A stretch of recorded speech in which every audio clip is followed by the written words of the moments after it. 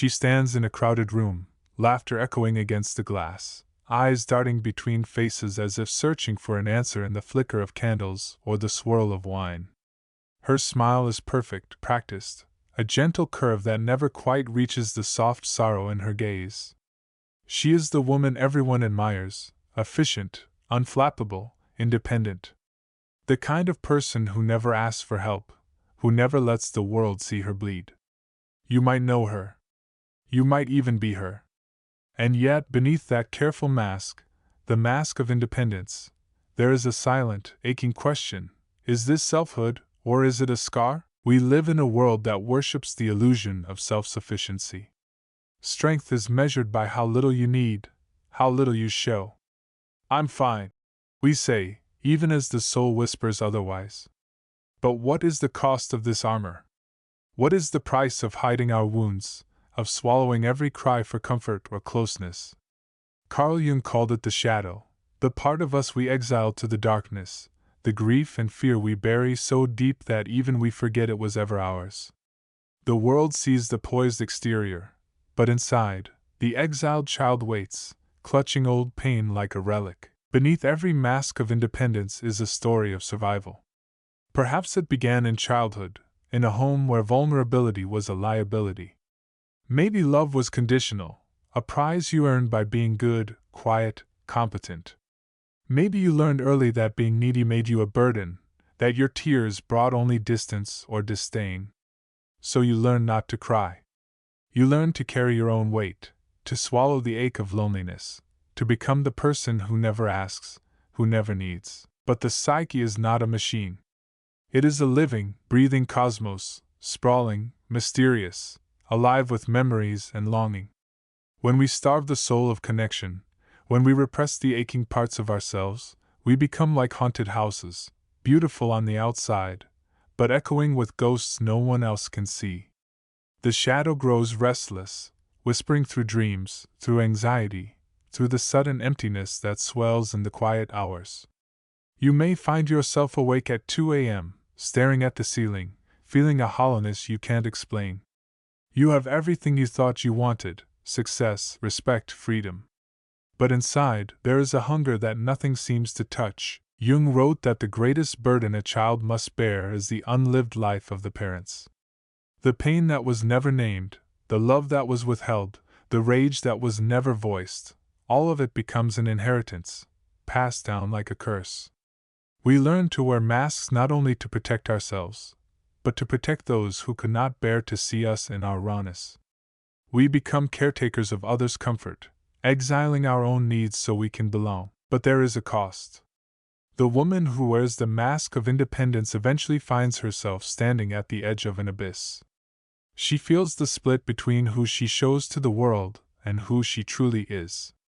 She senses the emptiness, the numbness, the quiet despair that comes from living with a divided soul. She may look in the mirror and wonder, is this all there is?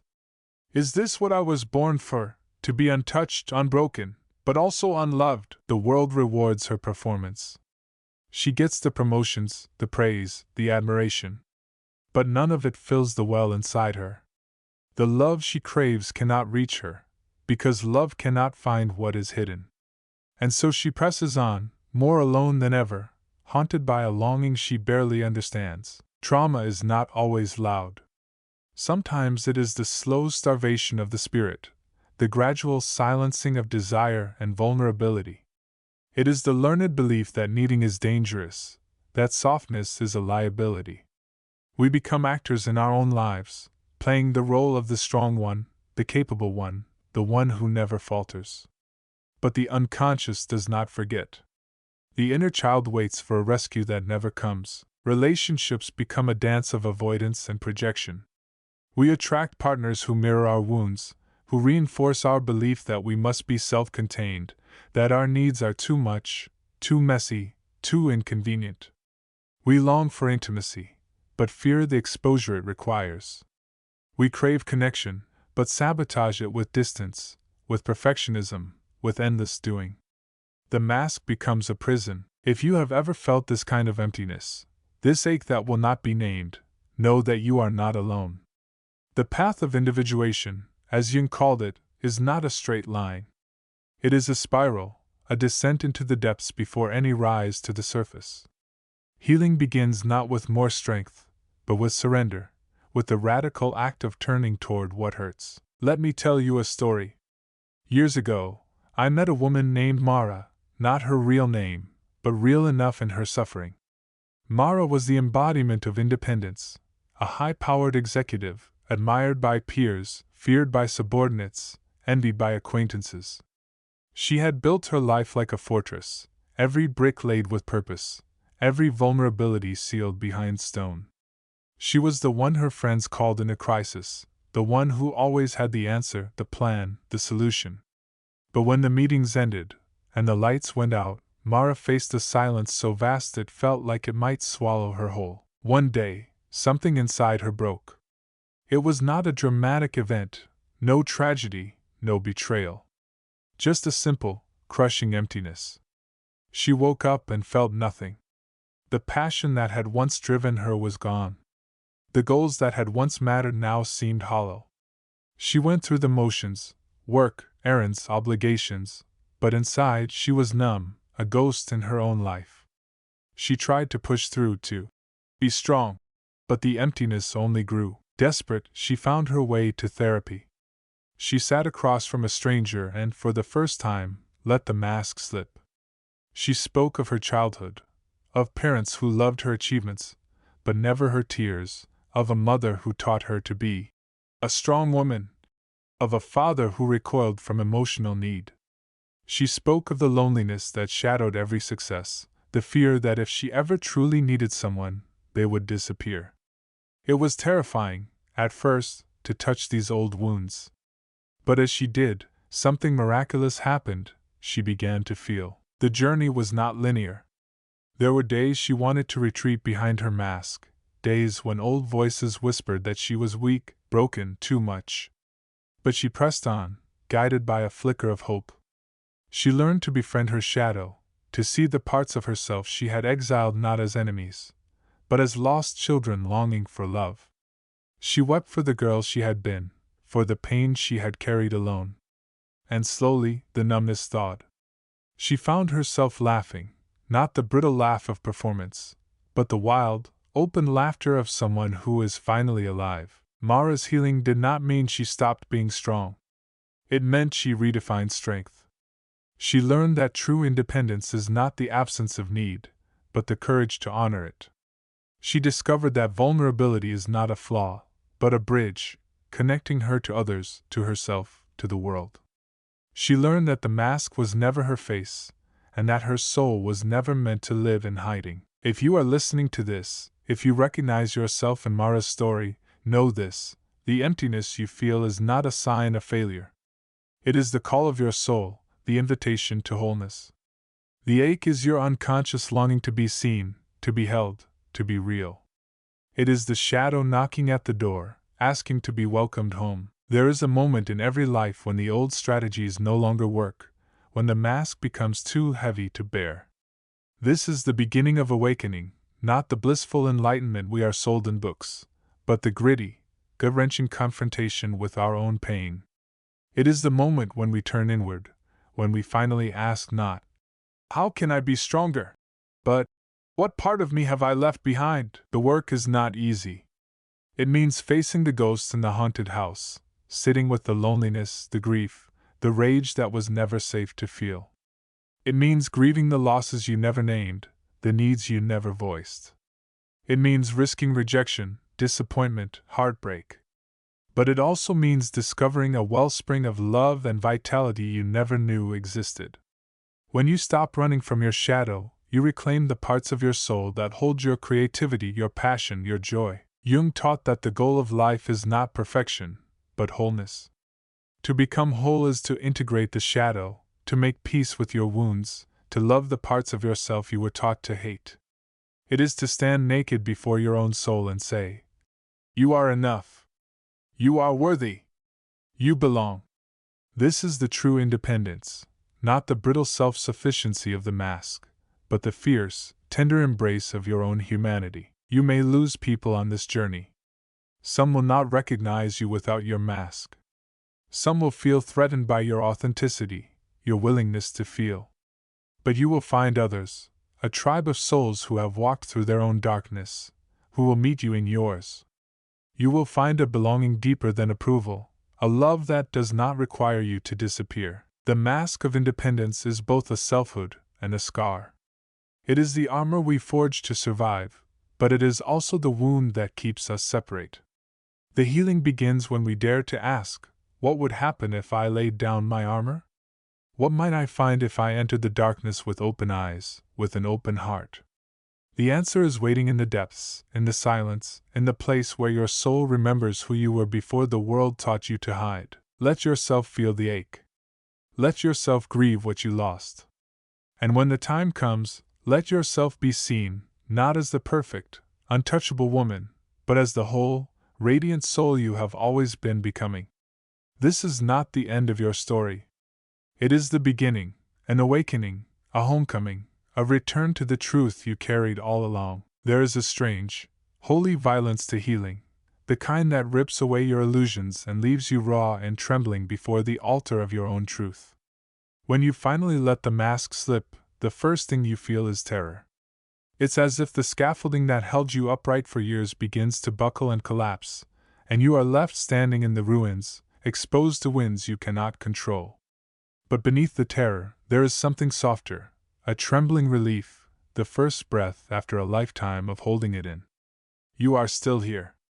You are still alive. And in that fragile space, something new can begin. The world may not notice the change at first. You may still go to work, still answer emails and pay bills, still navigate the rituals of daily living. But inside you are different. The emptiness that once felt like a curse now reveals itself as sacred space, a womb for something unimagined. The silence you feared becomes a sanctuary. You begin to listen, really listen, to the quiet voice beneath the noise of expectation and performance. Sometimes it speaks in poetry, sometimes in grief, sometimes in a longing that feels ancient and bottomless. I am here, it says. I have always been here, waiting for you to return. This is the voice of the self, the deep, archetypal core that Jung described as the organizing principle of the psyche, the wellspring of meaning and purpose that lies beneath the ego's frantic striving. The ego, for so long your loyal protector, is confused. It does not understand this surrender, this letting go. It wants to fix, to achieve, to control. But the self is not interested in performance. The self desires only truth. It is in this crucible that you begin to meet the inner child, not as a sentimental memory, but as a living presence, the innocent, wounded part of you who still believes in magic, who still remembers what it was like to love without fear. The child does not care about your achievements or your image. She wants only to be seen, to be held, to be allowed to exist. She asks impossible questions. Why did you leave me? Why did you pretend not to need me? Will you ever come back? To face the inner child is to face the pain of abandonment, the primal wound at the heart of every soul who has learned to wear the mask of independence. And it is here, in this rawness, that the real work begins. You must learn to sit with your own sorrow, to cradle it as you would a frightened animal. No one can do this for you. No lover, friend, or therapist can rescue the child you left behind. The healing happens when you choose, again and again, to stay present with your own vulnerability. It is a slow, almost imperceptible process. Some days you will feel as though you are making no progress at all. Old patterns resurface, old defenses rise up. You may catch yourself snapping at a loved one for offering help, or withdrawing into silence when your heart longs for connection. You may feel shame, deep, corrosive shame, for needing, for feeling, for wanting more than the world told you was safe to want. But every time you choose to stay, to breathe, to feel, you are rewiring your soul. You are teaching yourself that it is safe to exist, safe to be seen, safe to want. The shadow does not vanish overnight. It circles, testing your resolve, appearing in dreams and sudden moods, in the faces of those who trigger you most. But with each encounter you grow less afraid. You begin to see the shadow not as a monster, but as a messenger, carrying the lost parts of yourself, the gifts you buried in the dark. Creativity, sensuality, wildness, grief, rage, tenderness, all of these have lived in exile, waiting for your welcome. Sometimes the world will test your new openness. You may ask for help and be met with confusion or rejection. You may reveal your heart and find it misunderstood. But this is the price of freedom, the willingness to risk disappointment, to embrace the uncertainty that comes with being real. You learn that rejection does not kill you, that loneliness does not destroy you, that every wound is an invitation to deeper love. In the quiet spaces of your life, you may notice small miracles. The taste of morning coffee becomes richer, the sound of rain more beautiful. You laugh more easily, cry more freely. You find yourself drawn to people who see you, not the mask, but the soul beneath. You begin to recognize in others the same hunger, the same longing, the same holy ache. Relationships deepen. Old patterns break. You learn to receive love as well as give it, and yet, the world does not always understand. There will be those who are threatened by your authenticity, who will try to shame you back into your mask.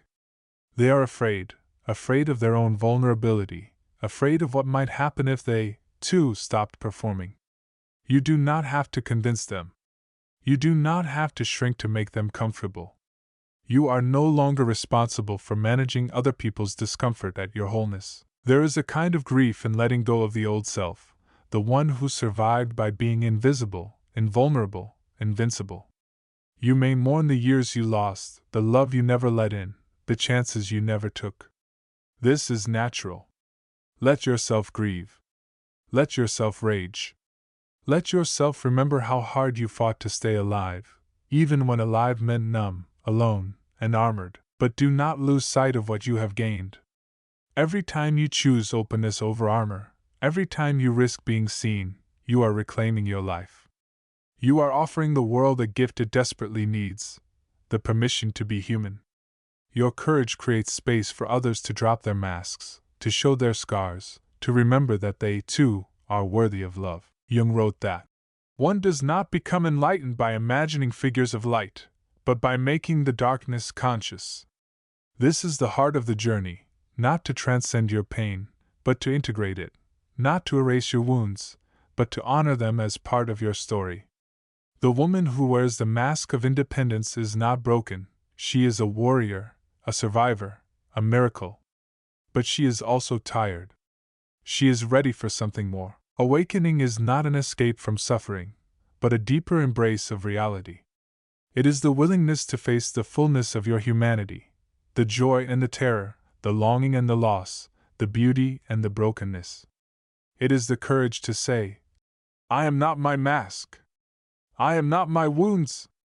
I am the soul that survives and sings beneath it all. You will not always feel strong. You will not always feel brave. But every time you choose truth over safety, every time you choose connection over isolation, you are building a new foundation. You are becoming whole, not in spite of your scars, but because of them. The mask served you once. It kept you safe. But now, you are ready to live in the open, to risk love, to claim your place in the world as a soul unbeholden to fear. So let the world see you. Let them see the woman who walks unmasked, not because she is unbreakable, but because she is no longer afraid to be broken. Let them witness the beauty of a soul returning to itself, the radiance of a heart that chooses to love, again and again, in a world that taught her to hide. Let this be your reckoning. Let this be your homecoming. You are not alone. You have never been alone. And in the end, the only selfhood that matters is the one you claim when you dare to be fully, gloriously, heartbreakingly alive. Somewhere in the depths of your being, a door swings open. It's not dramatic. There's no thunder or lightning, only the subtle, seismic shift of something ancient and patient stirring in the dark. You realize, with a mixture of awe and terror, that the emptiness inside you was never a void to be filled, but a space waiting for you to come home to yourself. The mask cracks, not with violence, but with grace, a gentle unraveling, the way ice loosens under the first warmth of spring. You may still hear the echo of old voices, parents, teachers, lovers, reminding you to be strong, to be careful, to hide what is tender. But something inside you is louder now, a pulse, a yearning, a clarity that will not be silenced. This is the call to individuation, the summons to become who you truly are, not who the world demanded you be. It is terrifying, because it asks everything of you. It asks you to disappoint others, to risk misunderstanding, to walk away from roles that once felt like oxygen but now suffocate. It asks you to trust the voice inside that says, "There is more to you than surviving." You begin to see how trauma shaped you, not just as a wound but as a blueprint, a map of the places where you learned to contract, to brace, to hide. You see how you learned to shrink from your own needs, to make yourself small so that others would not leave. You see how every act of self-abandonment was a prayer for safety, a hope that if you just performed well enough, you would finally be loved. And you grieve, not just for what happened, but for what didn't, for the love that never arrived, for the gentleness you never received. But you also see something more. You see the fierce intelligence of your soul, the way it protected what was most precious by hiding it away. You see the creativity that bloomed in secret, the longing that burned even when the world was cold. You see the moments when, despite everything, you reached for beauty, for connection, for meaning. You see that your wounds are not just scars, but seeds, waiting for the right conditions to flower. Now, standing in the rubble of old identities, you begin to rebuild. This time, you build from the inside out. You learn to listen to your own rhythms, to honor your hungers, to trust your intuition. You start saying no, not out of spite, but out of reverence for your own limits. You start saying yes, not to please others, but to answer the deep, wild call of your own becoming. You move through the world differently. You catch yourself before you slip back into caretaking, before you silence your needs. You notice how easy it is to wear the mask, how seductive the old patterns can be. But now you pause. You breathe. You ask yourself, what do I need in this moment? What would it mean to be honest here, even if my voice shakes? Sometimes the answer is simple: a glass of water, a moment of quiet, a hand to hold.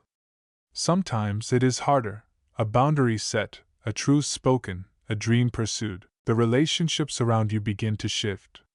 Some people draw closer, magnetized by your newfound presence, your willingness to be real. Others pull away, unsettled by your refusal to play the old games. This is grief, too. You may mourn the friends and lovers who loved the masked version of you, who cannot meet you in your wholeness. But you also discover new allies, people who crave depth, who are hungry for authenticity, who meet your vulnerability with their own. These are your soul kin, the ones who see you not as a role or a function, but as a living, breathing mystery. As you continue to heal, you begin to see your shadow not as an enemy, but as an oracle. The parts of you that you once exiled, the anger, the grief, the need, become guides pointing you toward the places where your life wants to expand. When you feel jealousy, you ask, what longing is this revealing? When you feel rage, you ask, what boundary has been crossed? When you feel despair, you ask, what part of me is hungry to be seen? The shadow becomes a compass, not a curse. This work is not linear. Healing does not mean you never hurt again. There will be days when the old emptiness returns, when the mask feels tempting, when the world's demands feel overwhelming. But now you have a choice. You know that you can survive discomfort, that you can hold space for your own pain. You know that you are not alone in the darkness, that the self is always with you, whispering, you are enough. You are worthy. You are loved. You begin to find meaning in places you never thought to look. The ordinary becomes sacred, the way sunlight falls across the floor, the sound of your own laughter, the quiet miracle of waking up each day in a body that still longs, still aches, still hopes. You start to see your life as a story, not of failure or deficiency, but of courage and resilience. Every scar becomes a testament to your survival, every tear a baptism into deeper presence. There are moments, sudden, crystalline, when you catch a glimpse of your own soul in the mirror. It's not the face you show to the world, but something older, wiser, more luminous. You see the lines of pain and joy, the shadows and the light, and you feel a rush of tenderness for the person you have become. You realize that you are both the wounded child and the loving parent, both the seeker and the sage. This is what it means to integrate the anima and animus, the feminine and masculine energies within. You learn to mother yourself, to hold yourself with compassion. You learn to father yourself, to protect and empower your own becoming. You are no longer waiting for someone else to save you. You are both the rescuer and the rescued. You belong to yourself at last. And as you settle into this new wholeness, you begin to sense something vast and mysterious moving through you, a sense of purpose that is not about achievement or approval, but about being fully alive. You feel called to create, to connect, to serve, not from emptiness, but from overflow. You realize that your greatest gift to the world is not your perfection, but your presence. In this way, the mask of independence becomes a relic, a reminder of how far you have come. You do not need it anymore. You have learned that true strength is not the absence of need, but the willingness to be seen in your neediness. True independence is not solitary, but rooted in the deep, abiding trust that you can be yourself, and still be loved. You are no longer a ghost in your own life. You are not hollow, not lost, not broken beyond repair. You are a soul in the process of becoming, a story still being written, a miracle still unfolding. The emptiness was never a flaw. It was the space where your true self was waiting, patient and luminous, for you to come home. And now you stand at the threshold, not of some perfect, pain-free existence, but of the real, messy, holy work of living as yourself. There is still fear, of course. The fear of being too much, or not enough. The fear of being seen, and the fear of being unseen. These fears do not vanish. They become part of your weather, passing storms you learn to dance with rather than hide from. You realize that the courage to live unmasked is not about never feeling afraid, but about moving forward anyway, guided by a deeper allegiance, to truth, to soul, to the life that beats beneath your ribs. And in this new landscape, you begin to see the world with different eyes. You notice the masks that others wear, the man who jokes too loudly to hide his sadness, the friend who fills every silence with advice, the mother who never sits still, as if rest itself might crack her open. You see their pain, and you no longer judge it. Instead, your own journey has softened you, made you gentler with the wounds of others. You become a quiet permission for those around you. Your honesty is an offering. It's safe to be real here. You don't have to pretend with me. This is the sacred paradox of healing. The more you embrace your own shadow, the more compassionate you become toward the shadows of others. You stop demanding perfection, from yourself or from the world. You see the beauty in the flaws, the grace in the struggle. The woman who once believed her worth depended on her independence now understands that strength is not about isolation, but about connection, vulnerability, and the willingness to let herself be witnessed, even in her messiest moments. You remember Mara's story, the long winter of her soul, the numbness, the slow thaw. Perhaps you, too, have walked through that frozen season, wondering if anything would ever bloom again. But now, you see the first green shoots breaking through the snow. You feel the warmth returning to places inside you that were cold for years. Your laughter is less brittle now, your tears less shameful. You cry not because you are broken, but because you finally allow yourself to feel everything you once had to hide. With time, you start to reclaim the joys you abandoned. The hobbies, the friendships, the curiosity about life that once came so naturally. You notice how pleasure used to scare you, how you kept yourself busy, numb, armored, so you wouldn't have to feel the ache of wanting, or the risk of losing. Now you let yourself want. You let yourself hope. You let yourself be disappointed, and you survive. You learn that you can hold joy and grief in the same hands, that you can be strong and soft, fierce and gentle, all at once. Some days you will slip. You will find yourself reaching for the old mask, the old ways of coping. You may catch yourself saying, "I'm fine," when you are anything but. Be kind to yourself in these moments. Old habits die slowly. The point is not to be perfect, but to notice, to choose again, to forgive yourself and try once more. Every act of self-compassion is a step deeper into your own wholeness. This is the quiet revolution of individuation, choosing, again and again, to honor your own soul above the demands of the world. You are not here to be what others need you to be. You are not here to fit into the mold handed to you by family, culture, or fear. You are here to become, fully and uniquely, yourself. And as you do, you become a light in the darkness for others, proof that it is possible to live without the mask, to survive the emptiness, to find beauty in your own becoming. You realize, too, that the emptiness was never just a personal failing. It is a collective wound, a symptom of a culture that fears feeling, that worships the illusion of control, that teaches us to distrust our own hearts. When you heal, you do not heal just for yourself. You heal for every woman who was told she was too much, every child who learned to hide, every soul who aches to be seen. Your healing is an act of rebellion, a refusal to pass the wound on to another generation, and so, you tend to your soul like a garden. You pull the weeds of self-judgment, water the seeds of self-love. You learn to celebrate your growth, to marvel at your resilience. You recognize that the journey never really ends. There will always be new wounds, new shadows, new lessons.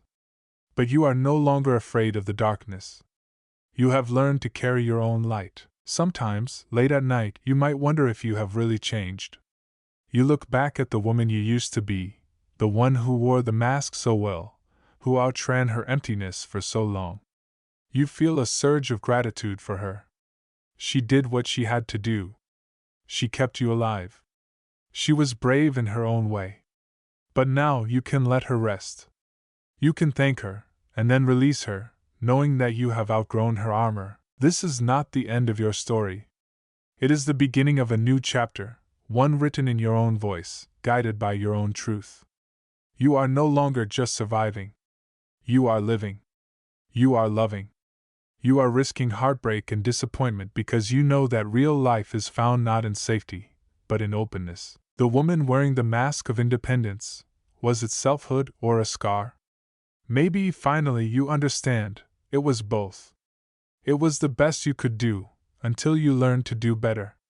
It was the story you needed, until you found the courage to write a new one. And now, as you step forward without the mask, you do so not as a finished product, but as a work in progress, a soul forever unfolding, forever deepening. You are free, not because you are untouched by pain, but because you are no longer ruled by it. You have made a home in your own heart. You have become, at last, the love you were always seeking, so you exhale. Something unclenches in your chest. The air feels different now, charged with a kind of quiet power, a power that isn't about domination or detachment, but about the audacity of inhabiting your own skin. You notice how the world reacts to you differently, too, not always with applause, sometimes with discomfort or even confusion, as if your presence reminds others of the freedom they've denied themselves. But you no longer shapeshift to soothe their fear.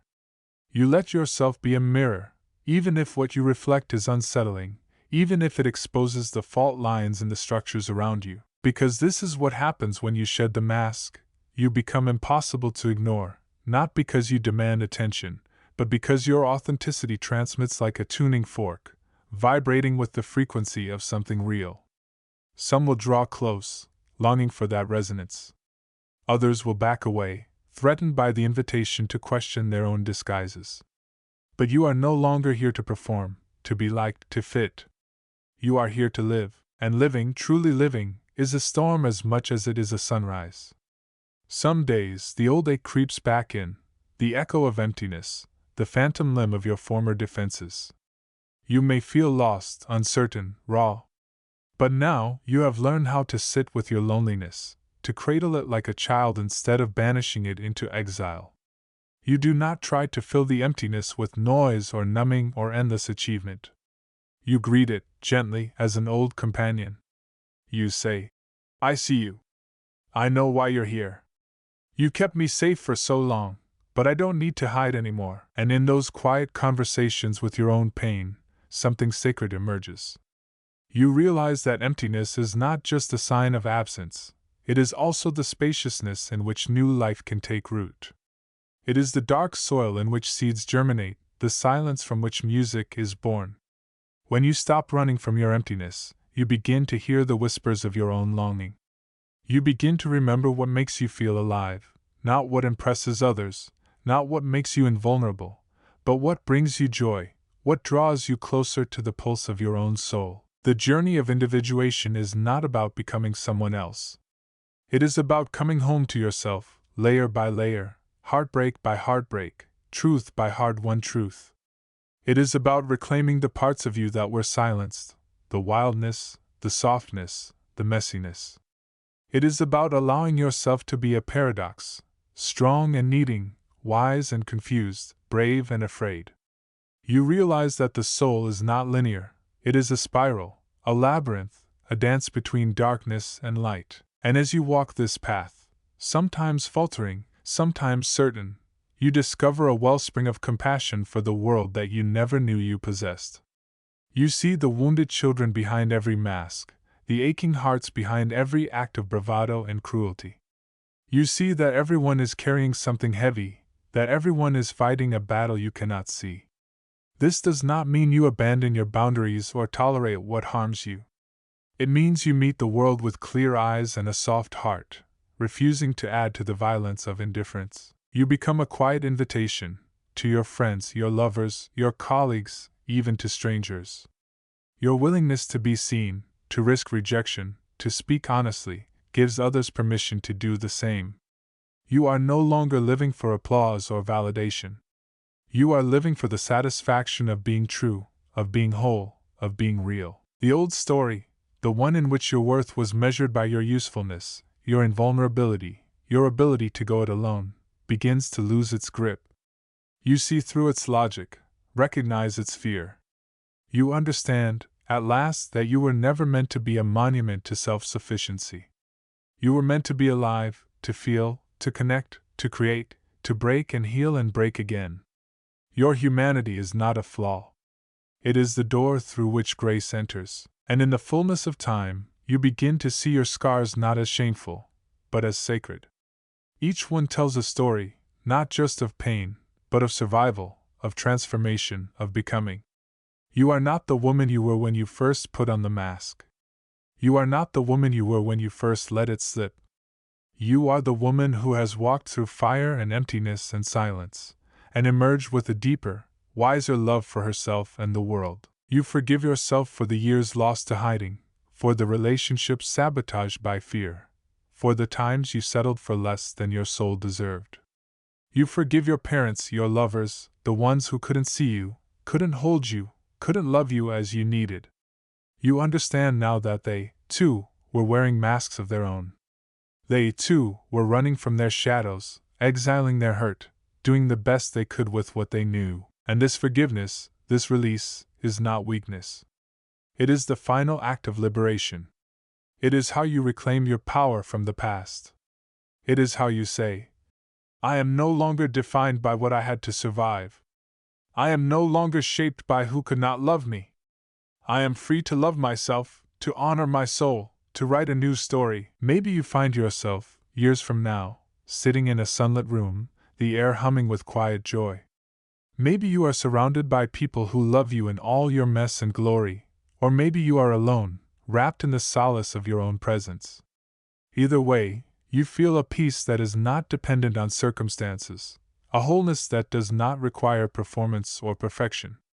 You are home, at last, in yourself, and when you meet another woman, eyes bright with unshed tears, voice trembling with the weight of her own mask, you will know what to say. Not because you have all the answers, but because you have lived the questions. You will listen, you will witness, you will hold space. You will become the mirror you once longed for, reflecting back her own strength, her own beauty, her own possibility. This is the quiet revolution. This is how the world changes, one soul, one mask, one homecoming at a time. And so, as the night deepens and you are left with nothing but the sound of your own breath and the quiet thrum of your heart, you realize this is what it means to awaken, not to rise above your wounds, but to descend into them, to find the gold that was always waiting in the dark. You remember Jung's words, that the way to the self is the way through the shadow, that the treasure you seek is guarded by the very dragon you've spent your life avoiding. You understand now, the mask was never the enemy.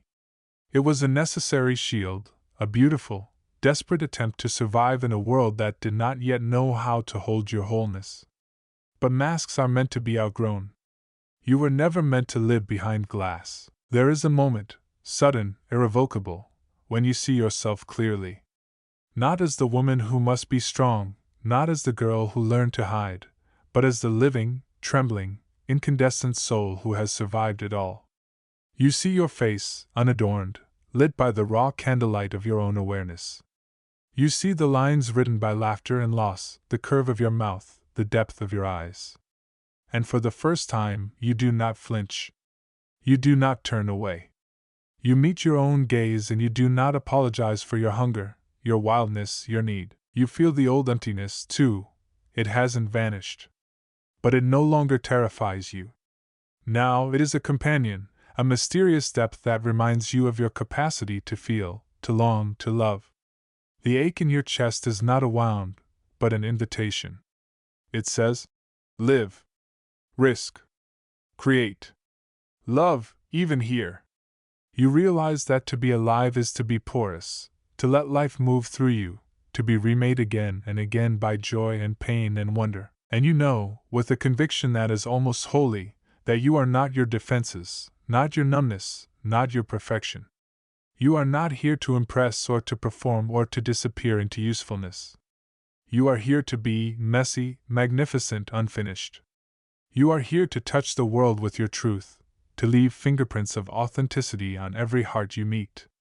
You are here to let the world see you, unmasked, unguarded, unashamed. This is the spiritual reckoning, the reckoning that does not promise ease, but delivers you to your own aliveness. You stop asking, am I too much? Or, am I enough? And begin to ask, what wants to be born through me now? You stop measuring yourself by the yardstick of other people's comfort, and instead become the ground beneath your own feet. You claim your place in the world not by shrinking, but by standing tall in your own light, even if it casts long, complicated shadows. You realize that the task is not to banish the shadow, but to dance with it. To bring it into the firelight, to listen to its stories, to thank it for its protection and its pain. You gather up your wounds like wildflowers, tucking them behind your ear, wearing them as evidence that you have lived, that you have loved, that you have dared to become real. And when the world asks you to perform, to put the mask back on, you smile, a slow, knowing smile. You remember Mara, you remember yourself, you remember every soul who has ever struggled beneath the armor of independence. You know now that your greatest strength is not your distance, but your presence. Not your invulnerability, but your willingness to be touched by life.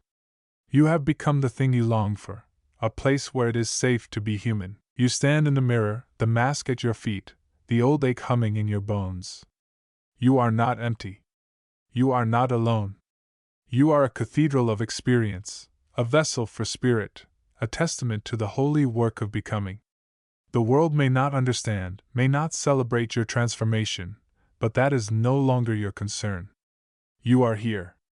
You are whole. You are alive. And maybe, just maybe, as you move through your days, shopping for groceries, holding a friend, sitting quietly in the sun, you will catch the eye of another masked soul, and for one electric moment, you will see each other. You will see the pain, the longing, the hope. And in that gaze, something wordless will pass between you, an invitation, a benediction, a promise that it is possible to be free. This is the call. This is the return. Lay down your mask. Pick up your life. Step into the wild, aching, luminous now, and let yourself be seen, not as the woman who has it all together, but as the soul who has finally come home. Welcome back. The world has been waiting for you.